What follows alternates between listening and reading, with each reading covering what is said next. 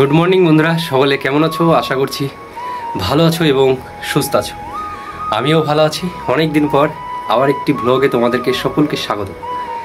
এখন বৃষ্টি পড়ছে, সেই জন্য রান দিতে যাওয়া হয়নি, তাই সকালবেলায় উঠে আমি কিছু ব্যায়াম করে নিলাম। শরীরটাকে চর্চায় রাখতে হবে, কারণ তোমরা সকলে জানো। আর আমি একটু হেলদি বেশি হয়ে গেছি।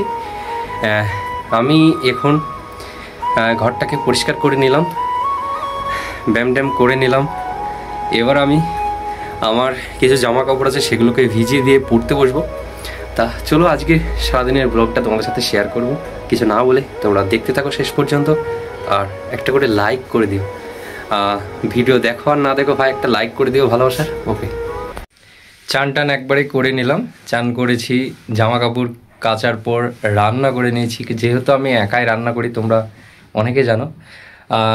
আমি কিছুদিন নাগাদ বাড়িতে বেশি থাকতাম, এখন তো আর থাকা যাবে না, কারণ জীবনের শেষ লড়াই ভাই।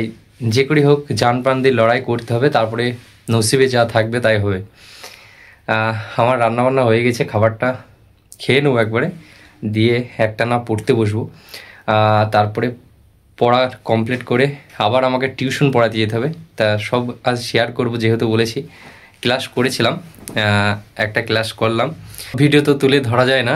আমি রান্নাবান্না বা জামা কাপড় কাচার আগে একটা ক্লাস করে তারপরে গিয়েছি। সংবিধানের যে ক্লাস হচ্ছিল, এখন প্রত্যেকটা চ্যানেলে প্রত্যেকটা স্যারেরা ভালো মতো ক্লাস দেওয়ার চেষ্টা করছে, আর সেগুলো এখন অনেক ভিউজও হবে। আর সবাই এখন এটা থেকে বোঝা যায় যে পড়াশোনার দিকে ঝুঁকে গিয়েছে। তাই আমাদেরকে বসে আর থাকা যাবে না, সুন্দর করে এখন ক্লাসগুলো নিচ্ছে। আমি দেখছিলাম। তারপরে নদ নদীর এই দুটো ক্লাস করেছি, সংবিধান আর নদ নদীর দুটো ক্লাস করার পর তারপরে আমি রান্নাবান্না করে নিয়েছি। চলো আমার রান্না আজ কী হয়েছে সেটা তোমাদের সাথে আগে শেয়ার করি। খাবার খাওয়ার পর তারপর পড়তে বসবো। এই যে প্রেশার কুকারে ভাত রান্না করে নিয়েছি, আর সেই সঙ্গে ডিম আলু রান্না করে নিয়েছি কিছু সবজি দিয়ে। এটা সাদা ভাতটা সবজি থাকছে আর ভাত থাকছে আজকের মেনুতে। তা চলো, আর একটা সাথে লেবু থাকছে। এই হচ্ছে আমার মেনু আজকের। আমি এখন একটা প্র্যাকটিস সেট থেকে প্র্যাকটিস করছিলাম।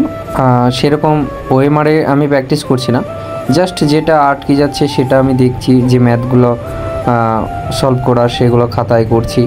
এরকম এগুলো একবার করে করা আছে, আমার কম বেশি দেখা আছে, তারপরে আবার রিভিশন দিচ্ছি। আর প্র্যাকটিস সেটটা ভীষণের প্র্যাকটিস সেট ছিল, আমাকে ফ্রিতে দিয়েছিল স্যার। তা সেখান থেকে আমি করছি। এবার যে কোয়েশ্চেনগুলো আমার আটকে যায়, যেটা মনে হয় না এটা পারছি না, সেগুলো আমি আবার খাতায় লেখার চেষ্টা করি, লিখে একটু মুখস্থ করে নিই সেই মুহূর্তেই। কোনো টাইম ধরে আমি প্র্যাকটিস সেট করছি না।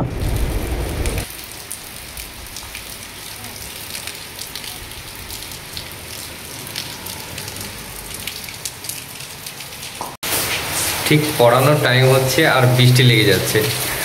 পড়ানোর টাইম হয়ে গেছে আর আধ ঘন্টা বাকি আছে। তা পড়ছিলাম, আমি উঠে দেখলাম তা বৃষ্টি থামছেই না। রেনকোট পরে যেতে হবে, এতেই কিছু করার নেই। রেনকোট হেলমেট পরে রেডি হয়ে গেলাম, টিউশনটা পড়ে আসি। এই যে ফুল রেডি, বৃষ্টির মধ্যেও এবার চলে যাব। তা আর ভিডিও করা হবে না, রাস্তাতে মোবাইল বার করা যাবে না, পকেটে ভরে দেবো ফোন। তা চলো তোমরা দেখতে থাকো।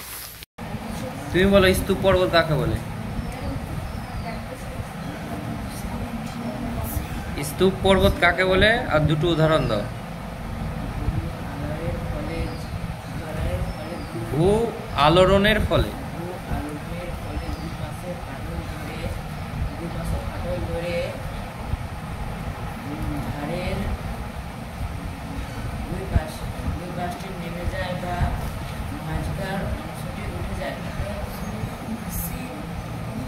উদাহরণ দাও দুটো।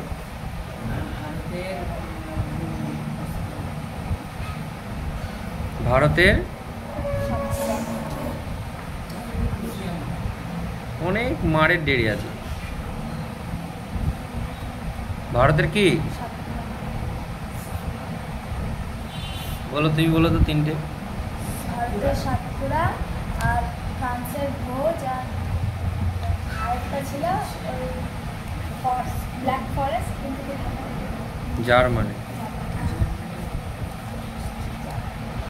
পড়িয়ে চলে আসলাম, এইমাত্র পৌঁছালাম। তা আমি এখন আবার পড়তে বসবো।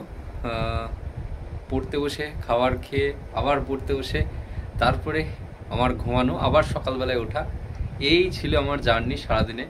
সেরকম এক্সট্রা কিছুই কাজ করি না, জাস্ট এই টিউশন পড়ানো আর এই একটু ভ্লগ করা, যে টাইমটুকু যায় এতটুকুই। তাছাড়া এক্সট্রা আর কোনো কাজ নেই। আর মাঝে সাঝে ক্যাটারিং হলে তখন যেতে হবে, যেহেতু আমার ক্যাটারিং, তাই খোঁজ আসলে দুটাটা ধরবো, কারণ টাকারও প্রয়োজন আছে, বুঝতে পারছো। তো চলো তোমরা দেখতে থাকো।